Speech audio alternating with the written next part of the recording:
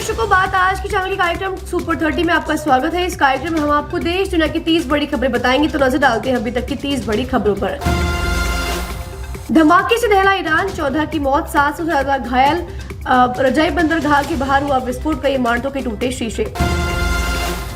अभिनेत्री रानिया पर COFEPS अधिनियम 1944 के तहत मामला दर्ज, 1 साल तक जमानत नहीं मिलेगी। अवैध गतिविधियों पर अंकुश के लिए उठाया कदम। नवी मुंबई में 12 वर्षीय बच्चे की जान लेने के आरोप में नाबालिग गिरफ्तार। बच्ची को आखिरी बार इस नाबालिग के साथ देखा गया था। पूछताछ में कबूला गुनाह।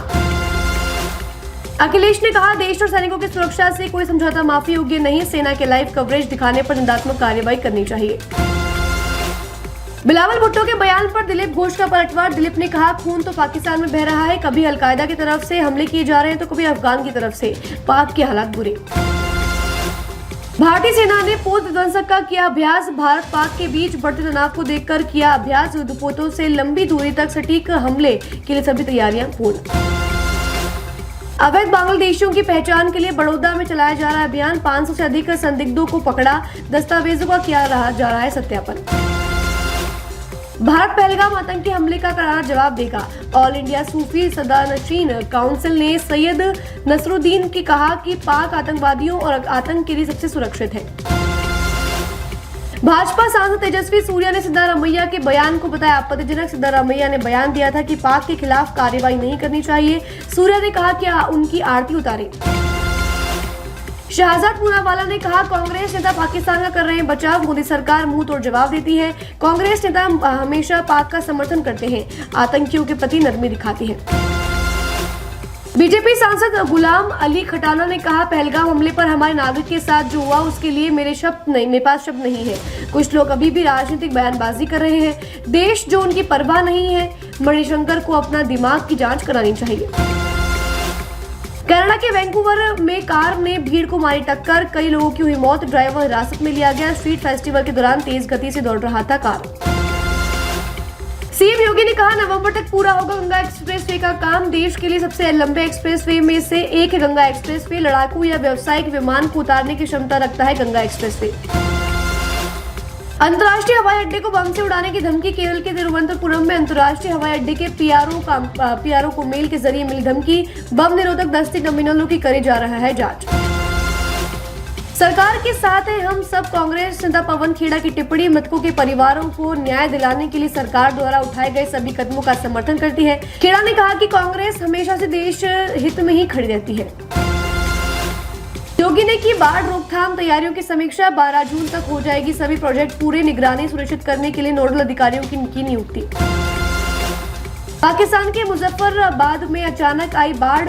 भारत ने अचानक छोड़ा झेलम नदी में पानी। पाकिस्तान के मुजफ्फराबाद में आपातकाल घोषित। भारत पर लगाया आरोप, बिना किसी सूचना के झेलम में पानी छोड़ा।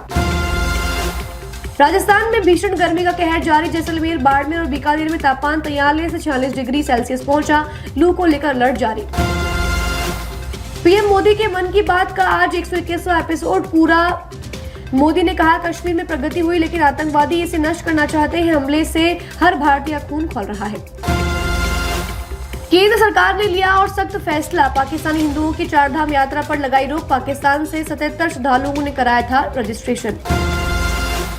सिंधु जल संधि के निलंबन पर पीपीपी के अध्यक्ष बिलावल भुट्टो का विवादित बयान। केंद्रीय मंत्री सुकांत मजूमदार ने किया पलटवार। बिलावल भुट्टो इतिहास भूल गए हैं, उन्हें याद रखना चाहिए यह भारत ने एक बार पाकिस्तान के 2 टुकड़े कर दिए थे। ग्रैमी विजेता संगीतकार रिकी केज ने कहा, मुझे सरकार पर पूरा भरोसा है। रिकी ने कहा कि यह आतंकवादी हमला पूरी तरह से विनाशकारी है। इसे बयान करने का कोई और तरीका नहीं है। मैं भारत सरकार के हर निर्णय को पूरे दिल से करूंगा समर्थन। असम में विवादित बयान पर महिला की हुई गिरफ्तारी। असम के गोलाघाट जिले की ददीची डिंपल नामक महिला ने पहलगाम आतंकी हमले पर दिए थे विवादास्पद बयान। राष्ट्र विरोधी किए थे कमेंट। वीडियो वायरल होने पर पुलिस ने किया गिरफ्तार। पीओके में स्टैंड बाय पर रखे गए डॉक्टर्स और नर्स। नियंत्रण रेखा के पास झीलम घाटी और लीपा घाटी जिलों में सभी डॉक्टर और नर्सों को स्टैंड बाय पर रखा गया। पैरामेडिक्स और एम्बुलेंस ड्राइवरों को भी 24 घंटे ड्यूटी पर बुलाया गया। सभी मेडिकल कर्मचारियों की छुट्टी निरस्त। नागपुर में बाइक सवारों को ट्रक ने कुचला। 2 की मौत। शादी समारोह से लौट रहा था परिवार। 4 वर्षीय बच्चा हुआ गंभीर घायल। नागपुर के तालुका के गोंडी फाटा में हुआ घटना। सीएम योगी पहुंचे दिल्ली, पार्टी नेताओं से कर रहे मुलाकात। 4 बजे पहुंचे यूपी सदन, पहलगाम हमले को लेकर भी करेंगे चर्चा। एक पेड़ मां के नाम अभियान से जुड़े पीएम मोदी ने की जनता से अपील। मोदी ने कहा 5 जून को विश्व पर्यावरण दिवस के अवसर पर इस अभियान को होगा पूरा 1 वर्ष। 1 वर्ष में 1.4 बिलियन से अधिक पेड़ लगाए गए।